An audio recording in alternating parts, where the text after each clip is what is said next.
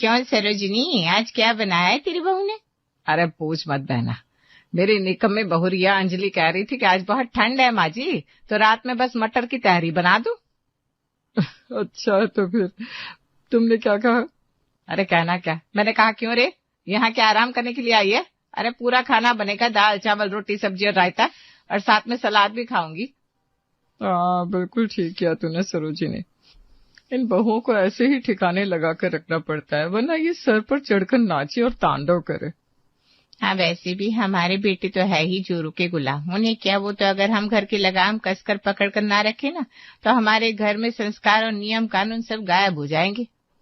ये थी शिवपुर कॉलोनी की 3 खड़ूस सास, जो हर दिन सुबह या दोपहर में मिलकर अपनी बहुओं के बारे में चर्चा करती थी कि बीती रात उन्होंने अपनी बहुओं से क्या क्या बनवाया। चलो खैर, बहुत समय हो गया, दोपहर होने को आई है। जरा घर जाकर देखो महारानी क्या गुल खिला रही है, कहीं अपने मायके से फोन पर गपशप करने में ना लगी हो। अगर ऐसा होगा तब तो हो चुका घर का काम। अरे हाँ, एकदम सही कहा गीता बहन, अच्छा याद दिलाया तुमने। मैं अभी चलती हूँ अब। मेरी बहू तो एक नंबर की बेवकूफ है, सारे घर के लाइट पंखे चालू छोड़ दिए होंगे और सो रही होगी। और मेरी बहू को तो जब तक एक एक काम ठीक से ना बताओ उससे कुछ हो ही नहीं पाता। पता नहीं मायके से क्या सीख कर आई है। चलो भाई, घर चलते हैं। एक एक करके तीनों सहेलियां अपने अपने घर चली गई। उन सब में सबसे तेज थी शिल्पा, और वही सब सासों की लीडर भी थी। घर पहुंचती उसने देखा कि उसकी बहू सोफे पर झपकी ले रही है, तो ये देखकर वो चिढ़ गई और चिल्लाते हुए नौटंकी करने लगी। अरे मेरी कमर, हाय मेरी कमर। शिल्पा की आवाज सुनकर प्रीति चौंकती हुई नींद से जाग गई। क्या हुआ मम्मी जी? अरे बहू देख, मेरी कमर में बड़ा दर्द हो रहा है। चल जा, साइड हो जा, लेटने दे। हाँ, लेट जाइए मम्मी जी। शिल्पा अपनी बहू को हटाकर खुद सोफे पर लेट जाती है। प्रीति वहीं खड़ी हो जाती है और दूसरे सोफे पर बैठने जा रही थी कि तभी शिल्पा उसे चिढ़ते हुए कहती है, अब तो खड़े खड़े मेरा मुंह क्या देख रही है? दोपहर का खाना बन गया? नहीं माँ जी, वो मैं आपका इंतजार कर रही थी। अच्छा, ताकि मैं घर आकर खाना बनाऊं और तू ऐसे सोफे पर लेटे लेटे झपकियां ले? नहीं माँ जी, ऐसा कुछ थोड़ी ना है। मैं तो बस आपका इंतजार इसलिए कर रही थी कि जब आप आएंगी तो आपसे पूछूंगी कि दोपहर में खाने में क्या बनाऊं। अपनी पसंद से कुछ भी बनाती हूँ तो आपको पसंद नहीं आता ना। हाँ, तो जो दिमाग भगवान ने दिया है कभी कभी उसका इस्तेमाल कर लिया कर।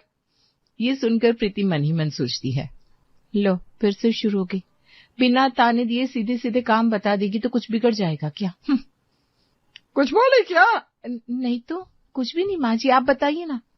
काम कर, आज मटर गोभी की रसेदार सब्जी बना दे और गाजर आलू की सूखी सब्जी, जीरा राइस। अच्छा, एक काम कर, थोड़ा साइड में पुलाव भी बना लेना, और हाँ रोटी, और सलाद काटना मत भूलना, बूंदी का रायता भी बना लेना। क्या इतना सारा? हाँ, और ये बिल्कुल मत समझियो कि अभी दोपहर में ये बना लेगी तो रात की छुट्टी हो जाएगी। रात में कुछ हल्का फुल्का ही खाऊंगी, ये सब नहीं। जैसे खिचड़ी, पापड़, अचार और बूंदी का तो नहीं, वेजिटेबल रायता बना लेना। ये सब सुनकर प्रीति मन ही मन सोचती है, वाह, मैंने यहाँ क्या होटल खोल रखा है जो ये मुझसे 50 तरह का खाने का ऑर्डर दे रही है। क्या फिर से कुछ कहा क्या? नहीं तो माँ जी, कुछ नहीं, मैं खाना बनाने जा रही हूँ।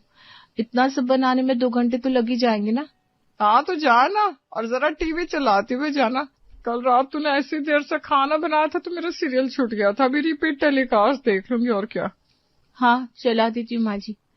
प्रीति टीवी चलाकर रसोई में जाकर खाना बनाने लगती है। उधर सरोजिनी के घर पर शाम के वक्त, अरे ओ अंजलि, कहाँ मर गई? जी मम्मी जी, बस रसोई में थी, रात के खाने की तैयारी कर रही थी। अच्छा, क्या तैयारी कर रही है मैडम जी, जरा हमें भी तो बताइए। वो आपने कहा था ना, सब्जी चावल दाल रोटी सब बनेगा, तो बस उसी के लिए आलू काट कर धुल रही थी मम्मी जी। आलू मटर बना दूंगी। है? अरे नहीं नहीं, आलू मटर नहीं खाऊंगी मैं, मुझे तो कोई हरी सब्जी का साग खाना है। क्या? मगर वो सब्जी तो घर में नहीं होगी माँ जी। अरे नहीं है तो लेकर आओ, इसमें भला मैं क्या करूं। और हाँ, ये आलू काट ही दिए तो आलू मटर भी बना देना, मेरे बेटे को पसंद है। और मेरे लिए मूली के पत्तों की साग, जा सब्जी की दुकान से ले आओ। ठीक है मम्मी जी। अंजलि गुस्से में बर्तन पटक कर सब्जी लेने चली जाती है। उधर गीता के घर पर भी यही हाल था।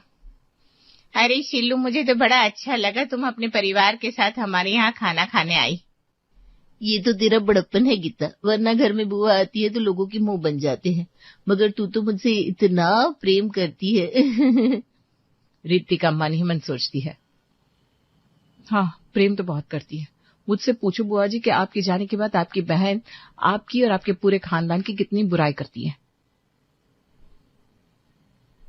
क्या कुछ कहा कि रितिका? नहीं तो बुआ जी, कुछ भी नहीं। अरे इसे छोड़ शिलू, तू तो मेरी अपनी बहन जैसी है शिलू, आती रहा कर, अच्छा लगता है। वैसे एक बात है गीता, ये रितिका बहू खाना अच्छा बनाती है, वो भी मेरे लिए इतने खास अलग अलग तरह के बनाती है, मटर पनीर, छोले कुलचे, पुलाव, वाजी वाह, खाकर ना मजा आ गया। जी शुक्रिया बुआ जी, दोबारा जरूर आइएगा, मैं फिर से आपको सब बनाकर खिलाऊंगी। अरे ये शिलू तो बस ऐसे ही इतना कुछ खास नहीं बनाती, बस बना लेती है। अच्छा चलो फिर मैं चलती हूँ। गीता की ननद की जाती ही रितिका थक कर सोफे पर बैठ जाती है। अरे रे तू बैठ क्यों रही है? क्यों, सब काम तो हो गया ना माँ जी, अब बस बर्तन धुलने हैं, वो सोने से पहले धुल दूंगी। सब काम हो गया? ऐसे कैसे हो गया? अरे रात का खाना बनाने के तेरे मायके से नौकरानी आएगी क्या? रात का खाना? पर माँ जी, बुआ जी के आने पर दोपहर में मैंने कितना सब कुछ तो बनाया था। छोले तो अभी भी रखे हैं और थोड़ी मटर पनीर भी। शाम को भी तो चाय नाश्ते में आपने कचौरी बनवाई थी, उसका आटा भी रखा है, तो फिर रात में सिर्फ रोटी बना दूं ना।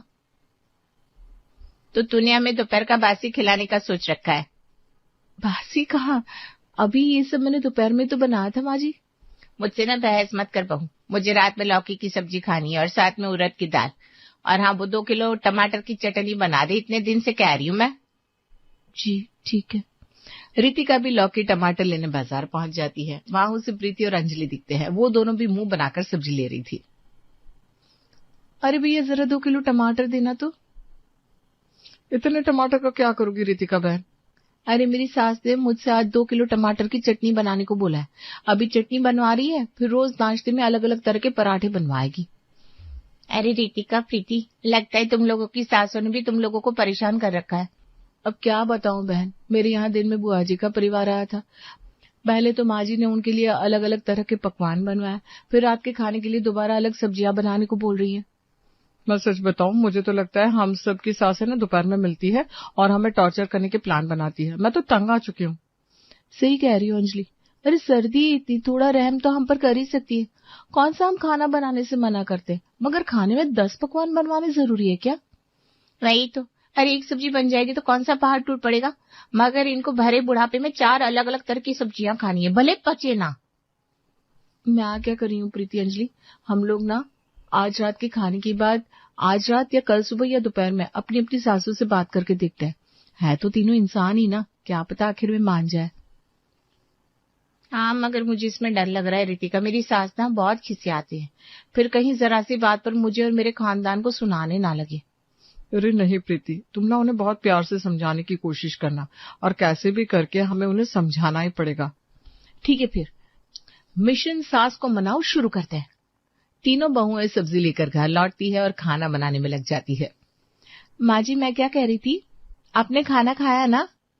तूने क्या खाना खिलाने के समय आंखें बंद कर ली थी, जब दोबारा पूछ रही है? गीता का ऐसा ताना सुनते ही रितिका का पहले ही दिमाग खराब हो जाता है, लेकिन फिर भी वो प्यार से बात करने की कोशिश करती है। अरे नहीं माँ जी, मैं तो बस ये पूछ रही थी कि आपको खाना कैसा लगा। ठीक ही था, नमक तो ऐसे डाला था जैसे मेरे बेटे की नमक की फैक्ट्री हो। माँ जी दरअसल मैं आपसे ये कहना चाहती थी कि क्यों ना कल हम लोग 10 तरह के पकवान बनाने के बजाय सिर्फ 1 या 2 खाने के आइटम बनाएं। इतनी अलग अलग चीजें बनाने में ना बहुत समय बर्बाद हो जाता है और थकान हो जाती है। अच्छा ठीक है। क्या ठीक है? सचमुच माँ जी? हाँ क्यों नहीं, तू बस कल से रसोई में जाना और रोटियां बनाकर निकल जाना, बाकी काम मैं खुद कर लूंगी। जरा मेरे बेटे और पति को तो पता चले कि ऐसी बहू घर आई है कि खाना मुझे बनाना पड़ रहा है। उफ़ो माँ जी, क्या आप भी, मैं तो बस एक छोटी सी चीज पूछ रही थी, आप ऐसे ताने क्यों मारने लगी? नहीं माफ कर दे, मैंने तुझे ताने मारे। एक काम करिए, छड़ी पड़ी है ना, इससे मुझे मार, मुझसे बड़ी गलती हो गई जो मैंने तुझसे कुछ बोला। उफ़ो माँ जी।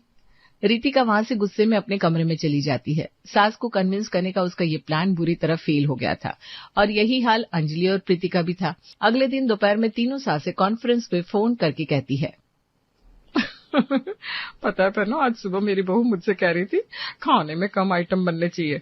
मैंने कहा तेरे गरीब खानदान में बनती होगी सिर्फ एक सब्जी, हमारे यहाँ तो कम से कम 3 अलग तरह की सब्जी बनती है। मैं बनाती थी तो तू भी बनाएगी। अरे बहन, ये तो गजब हो गया। कल रात मेरी बहू भी ऐसा ही कुछ कह रही थी, मैंने भी सुना दिया, भाई तू मत कर, मैं खुद कर लेती हूँ। बस फिर आ गया अकल ठिकाने।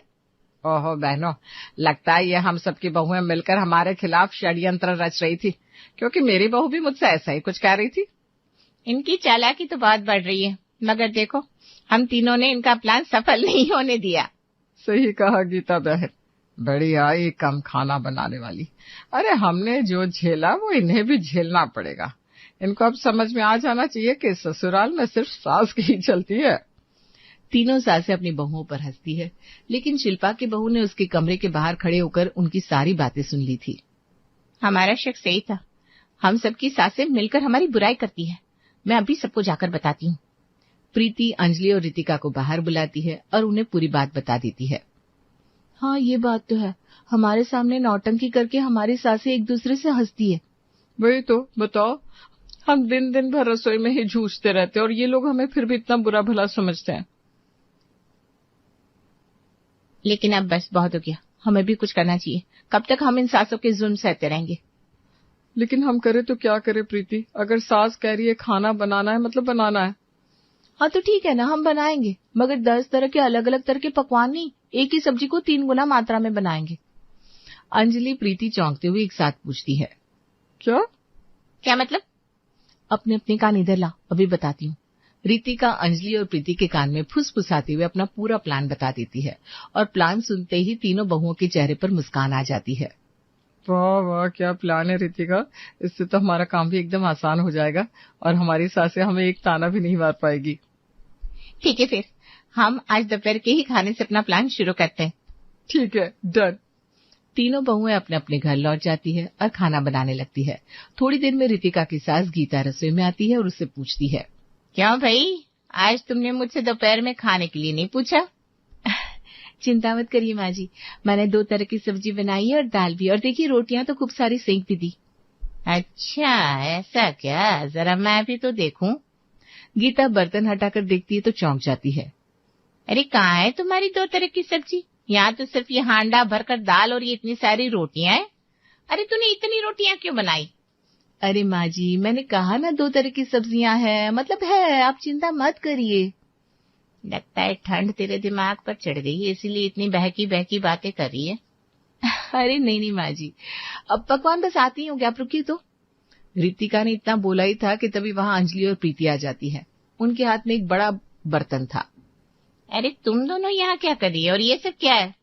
नमस्ते आंटी जी, ये देखिए मैंने खाने में 2 तरह की सब्जियां बना दी है। मैंने बनाया है राजमा और ये मटर लौकी आलू की सब्जी। आज देखिए मैंने बना दिया ये वेजिटेबल रायता और जीरा राइस। ये लो रितिका।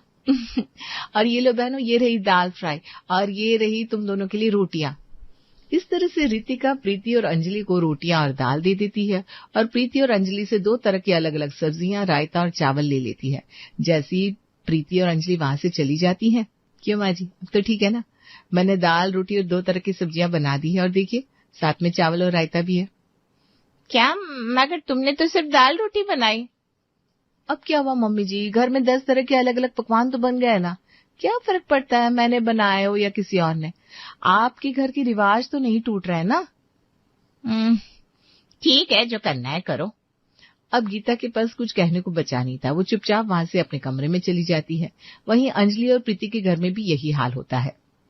ये सब क्या चल रहा है अंजलि, तू ये प्रीति और रितिका के घर से खाना लेकर क्यों आई? वो दरअसल माँ जी, हम सब ना सुबह शाम 36 पकवान बना बना कर थक चुके थे, इसलिए रितिका ने हमें ये शानदार आइडिया दिया कि हम तीनों मिलकर 2-2 आइटम ही ज्यादा मात्रा में बना दे और फिर एक दूसरे के घर भिजवा दे। ऐसे सबके खाने में वैरायटी भी बढ़ जाएगी और आप लोगों को कोई समस्या भी नहीं होगी। क्यों, है ना माँ जी? कोई दिक्कत नहीं है ना? क्या? हाँ, दिक्कत तो कोई नहीं, बस क्या माँ जी, अरे आपका काम तो पूरा कर लीजिए। आप अभी अपने कमरे में जाएंगी, रितिका और प्रीति के साथ से कॉन्फ्रेंस कॉल करेंगी और हम सबकी बुराई करेंगी। मैंने सुना था उस दिन। क्या? हाँ, तो आप उन लोगों से पूछ लीजिएगा कि क्या अब आप तीनों को इसमें भी कोई दिक्कत है, और हो तो बता दीजिएगा प्लीज। अब तो सरोजिनी एकदम चुप हो जाती है, उसके पास कोई जवाब ही नहीं था और अंजलि ये देखकर मुस्कुराते हुए वहां से चली जाती है। आखिर में तीनों बहुओं रात की थाली में खुशी खुशी 10 पकवान बना ही लेती है।